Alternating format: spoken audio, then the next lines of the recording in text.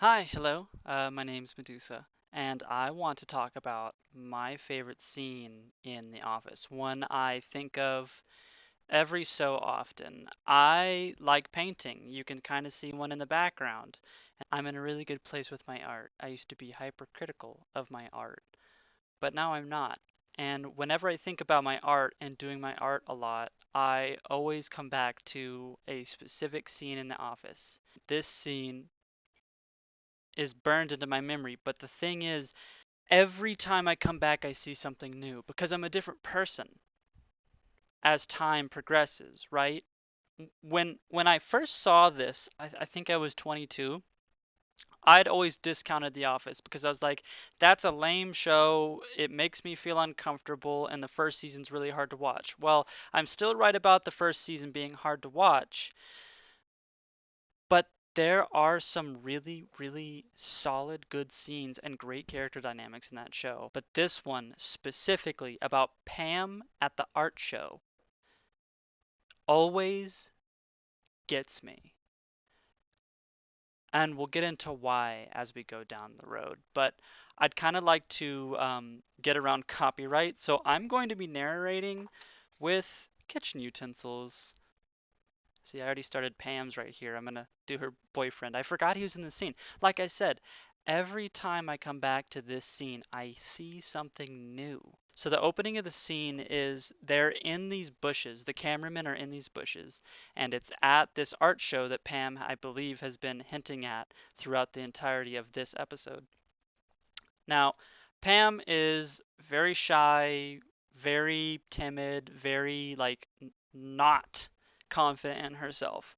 And the fact that she mentions it to people is a big deal. But this first scene is really interesting for a lot of reasons. The first reason is forget his name. I kind of don't want to remember it. I want to say it's basically the equivalent of like Chip or Chuck or something. I think it is actually Chuck. It opens on this scene where he goes to her and he's like, "Hey, is it cool if I go?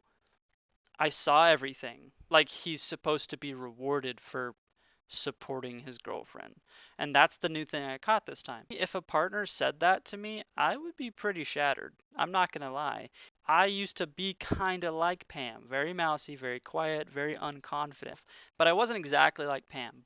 She invited someone who's important to her life to this function, and he's like, can I move on now? He feels like he's completed some sort of checklist in his mind.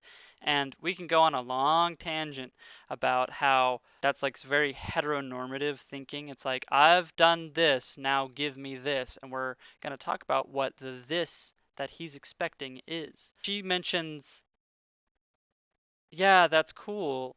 I'll drive myself home. That is so on the nose. She's basically giving him an out.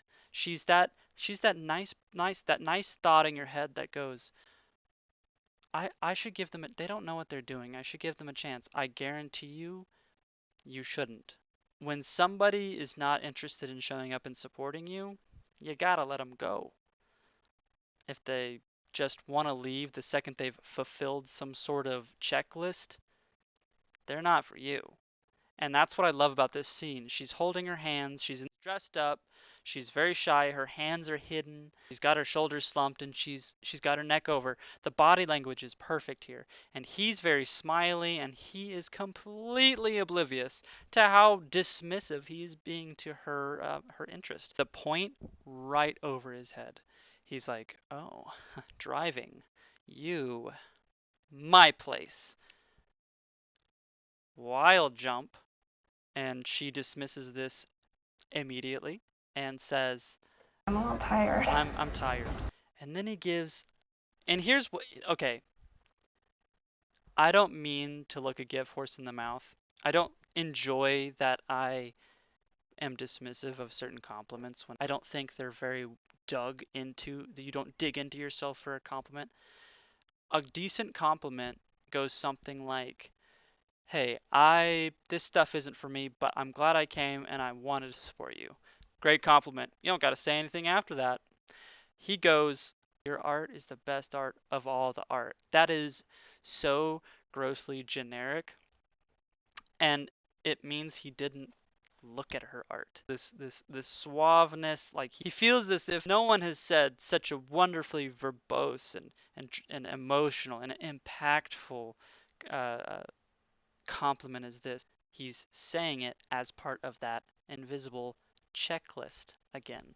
He feels as if he's satisfied some sort of need she's asked, and he's going no further. He's not in the relationship. She's just part of a checklist to him. The heteronormative checklist, of course. And that's another topic for another time. Then she replies with a very meek, a very understanding that he doesn't really care. Thank you. It is brutal. The scene is amazingly done. Everybody, the camera work, the angles, because she's off to the tilted to the side, her face, and she's just got that grimace of it's a light resentment, and it's a light resentment that doesn't go away. Again, if you're in a relationship like this where someone isn't digging deep for their compliments, you if there's stuff that you don't like, you must speak up. This is also on Pam. She is in a relationship she is not enjoying, but she doesn't know how to say no. She's got to say, "Hey, I need more from you." That's what this conversation is. Now, she wouldn't say something like that here in public if she is a respectable person, which she is.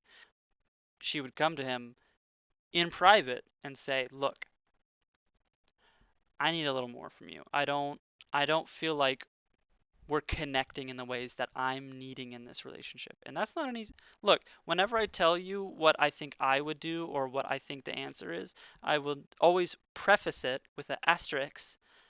This shit is hard to do. Having genuine, real conversation, connection, and honesty with one individual person is difficult, let alone a room of people.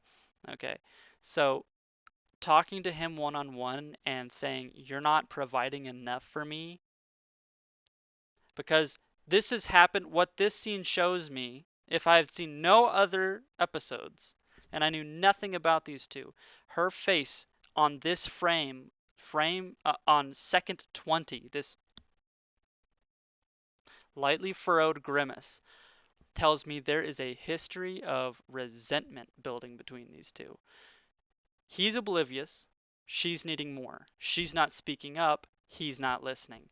Failure on both ends. I will not absolve her completely, but at the same time, this is not a partner.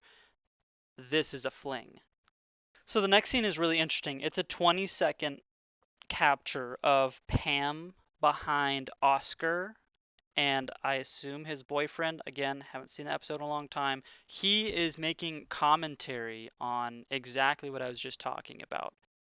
Him and Oscar are both talking to each other and conferring that Pam isn't honest with herself, and let alone anybody else, and so her art suffers.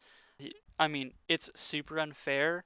It is ultra unfair to critique an artist by comparing them to another artist. Mind you, as an artist, I would never say, well, Degas does better than you. Well, yeah, of course he does. It takes honesty. It is also it's sorry about that. I thought I saw something. This scene is also commentary. Her eyes are open wide when she sees the truth of how people really feel when their masks are off behind their backs. It's ironic. She's standing behind their back, and this is how they speak behind hers. And that's what I like about that part. They speak curtly and honestly, and she wasn't ready to hear it. It leads into all these points of the flaws in her own character. And that's what makes a good character. A character that is rounded, that has positives and negatives. She's really kind, but she's not honest with herself. She wants to make art, but she doesn't dig in deep. And the irony is her boyfriend is a mirror of that reality. She doesn't dig deep, and she's with someone who can't dig deep for her because she needs Pam. Pam needs to dig deep. It's not her boyfriend's job. It's not her job's job. It's not her parents' job. This is a problem with Pam. And that's the whole point of this scene. This is Pam's reality. This is Pam's kind of a nightmare. It is an inward viewing mirror where she can see the deepest, darkest fears, and she's having to face them. And her face says everything on this frame at second 41. She's just blown away that people think this. She's so nice. She's so kind. She's always so helpful. This is the reality that she lives in between and is blind to at all times of the day.